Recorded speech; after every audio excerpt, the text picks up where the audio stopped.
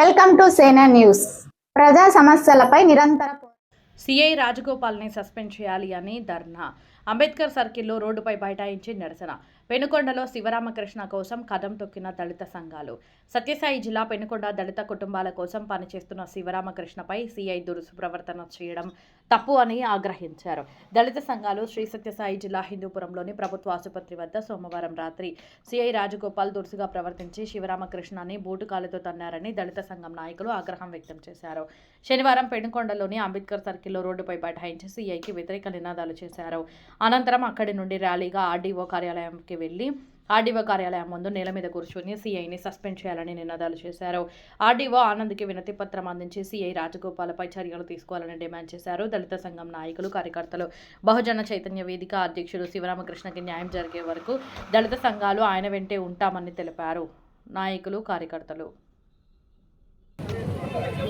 మాట్లాడుతూ శివరామకృష్ణ గారికి వెంటనే అరెస్ట్ చేసి ఒక్కరూ తోస్తారని చెప్పి ఇక చిల్లర మాటలు పోలీస్ డిపార్ట్మెంట్ అంటే మాకు ఎంతో గౌరవం ఉంది. డిపార్ట్మెంట్ పైన ఒక హిందూపురం సిఐ దళితుల ఐక్యత, దళితుల ఐక్యత,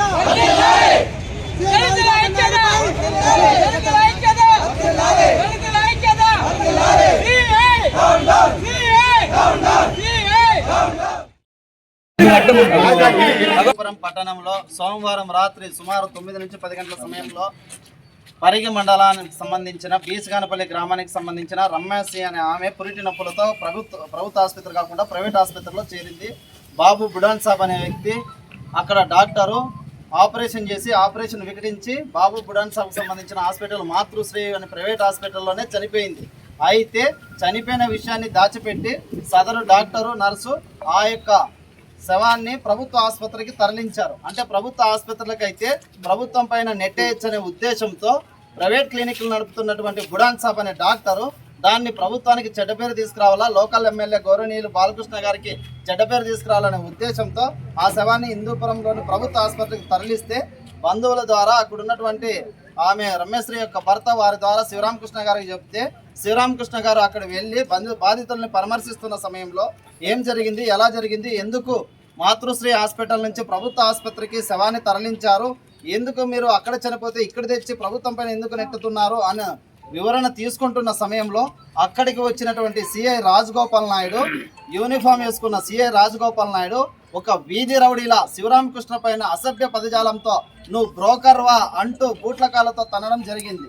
అంటే ఈ జిల్లాలో సుపరిచితుడు శివరామకృష్ణ గారు అంటే బహుజన చైతన్య వేదిక అన్నా కూడా ప్రజా సమస్యలపైన అనేక సమస్యలపైన తమరికి ఎన్నోసార్లు మేము వినతి పత్రం ఇవ్వడం జరిగింది. మీకే కాదు సార్, ఈ జిల్లాలో ఉన్నటువంటి ఎస్పీ గారికి అయితేనేమి, జిల్లా కలెక్టర్ గారికి అయితేనేమి, వివిధ మండలాల్లో తహసీల్దార్ల గారికి అయితేనేమి, ఎస్ఎల్కి అయితేనేమి, సిఎల్కి అయితేనేమి, డిఎస్పీలకు కానీ వివిధ సమస్యలపైన మేము ఎప్పుడు కూడా ప్రజా సమస్యలపైన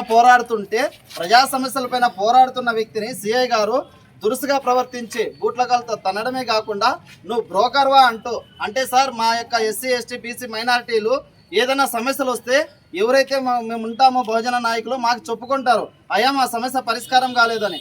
వాళ్ళ కోరిక మేరకు వాళ్ళ సమస్యలు పరిష్కరించడానికి మేము ఎక్కడికి వెళ్తే మమ్మల్ని వివిధ బూతులతో బ్రోకర్లా అంటూ ఆ విధంగా సిఐ రాజగోపాల్ నాయుడు ప్రవర్తించడం, గుట్లకాలతో తన్నడం, వీడిని స్టేషన్లో వేయండి అంటూ వెంటబడి మరి చిట్టకంట వచ్చి రకరకాలుగా హింసించి దాడి చేసినటువంటి సిఐ రాజగోపాల్ నాయుడిని ఇమీడియట్ గా సస్పెండ్ చేయాలి సార్. ఇది ప్రభుత్వానికి చెడ్డ పేరు తీసుకొచ్చే ఉద్దేశం సార్. దీని వెనకాల అతను హిందూపురంలో అనేక అక్రమాలు చేసి అనేక మందితో డబ్బులు వసూలు చేసి హిందూపురంలో చెడ్డ పేరు తీసుకొచ్చాడు సార్. ఆ యొక్క ఉద్దేశంతోనే దీంట్లో ఏదో లోపాయికారి ఒప్పందం ఉంది సార్. ప్రైవేట్ హాస్పిటల్కి సిఐ రాజగోపాల్ నాయుడికి ఏదో లోపాయికారి ఒప్పందం ఉంది సార్. ఎవరో కొంతమంది పేర్లు చెప్తున్నారు సార్. బీచ్గానపల్లికి సంబంధించిన ఎవరో బాలాజీ అనే వ్యక్తి మధ్యలో సెటిల్మెంట్లు అంతా చేస్తూ 6 లక్షలకి వాళ్ళతో అమ్ముడు చేసుకొని స్టే హ్యాండ్లో 3 లక్షలు క్యాష్ ఇచ్చి 3 లక్షలకి అగ్రిమెంట్ రాపించుకొని మా యొక్క దళితుల్ని ఉపయోగించుకొని వాళ్ళతోనే వాయిస్ చెప్పించి మాకు ఎవరో తెలియదు, శివరామకృష్ణ ఎవరో తెలియదు, కుల సంఘాలు ఎవరో తెలియదు అంటూ మళ్ళీ ఈ కొత్త నాటకానికి తెరదింపారు సార్. దయచేసి దీనిపైన సమగ్ర విచారణ జరపాలి సార్. మా దళితులకి న్యాయం జరగాలి. మహానుభావుడు అంబేద్కర్ గారు రాసినటువంటి రాజ్యాంగంలో మనం బతుకుతున్నాము.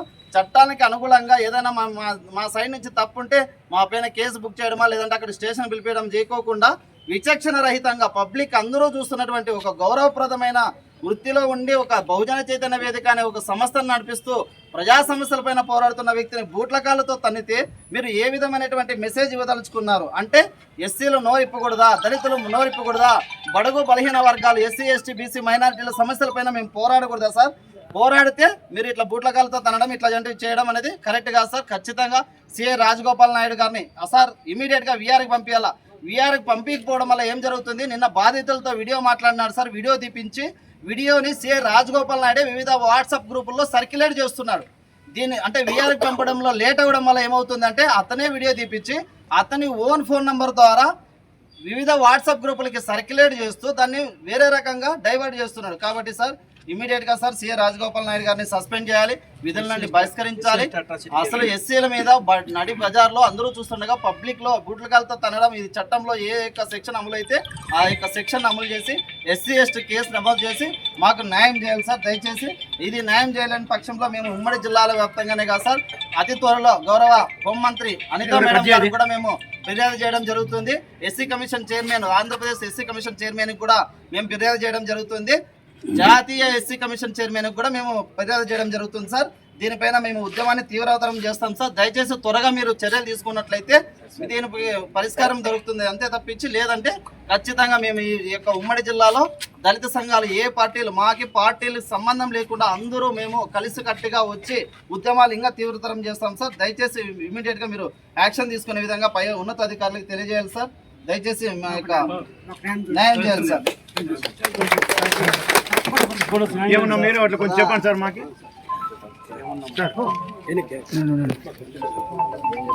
ఆ మొబైల్ ఆఫ్ చేయండి అబ్బా.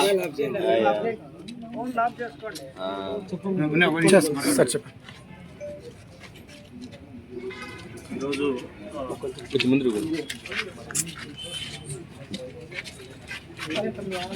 సార్ దళిత నాయకుడు మరి బహుజన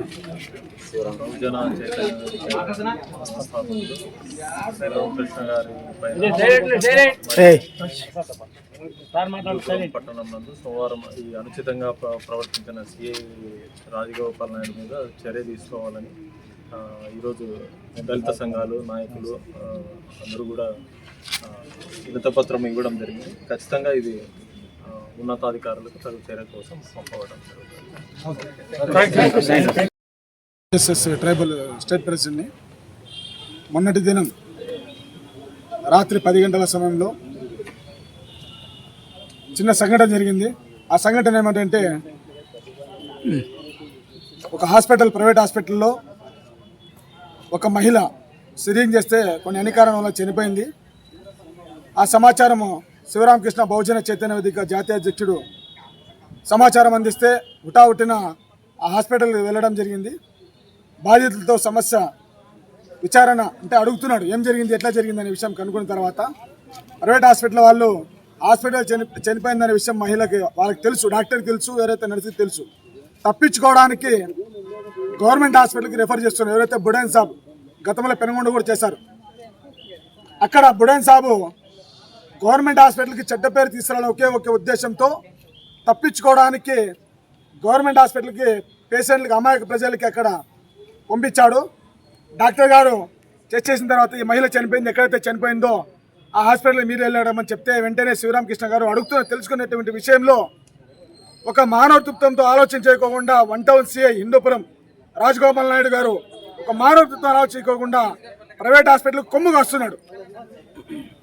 అంటే మీరు ఒక ఉద్యోగం చేస్తూ ఒక సీఏ హోదాలో ఉన్నటువంటి రాజగోపాల్ నాయుడు ఒక శివరామకృష్ణ బహుజనుల కోసం ఒక ఉద్యమ నేతగా ఒక హైకోర్టు న్యాయవాదిగా పనిచేస్తున్నాడు.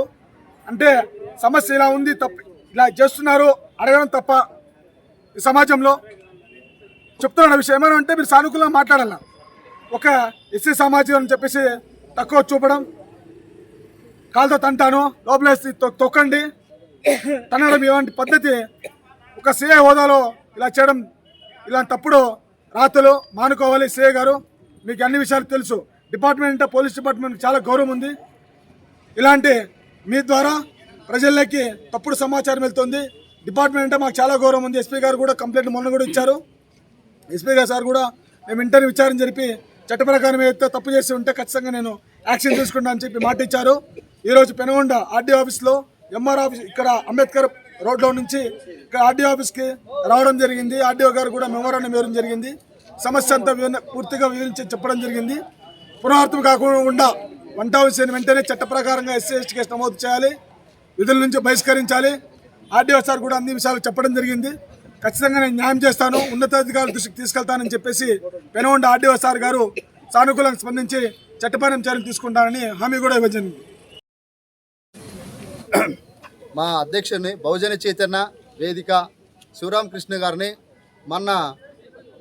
మన రాజగోపాల్ సిఐ గారు చాలా దురుసుగా ప్రవర్తించినాడు. ఆయనకి ఇది మంచిది కాదు. ప్రజలతో ఎట్లా అనుబంధంగా ఉండాలో ఆయనకి తెలియడం లేదు. నిజంగా ఇంతకుముందు ఎంతోమంది సిఐల్ని, ఎస్ఐల్ని, డిఎస్పీలను చూసాం. కానీ ఆయన ఉద్యమకారుణ్ణి, ఒక అధ్యక్షుడిని ఇలా మాట్లాడడము చాలా తప్పు. ఏదైనా తప్పు చేస్తే ఒక డిపార్ట్మెంట్ కానీ ఎవరైనా కానీ ఎక్కడన్నా ఒక చర్య తీసుకొని వాళ్ళ మీద ఏదన్నా ఎఫ్ఐఆర్ చేస్తారు. కానీ ఆయన దురుసుగా బూటుకాలతో ఆయన్ని ఈడ్చుకుపోండి అనడము చాలా తప్పు.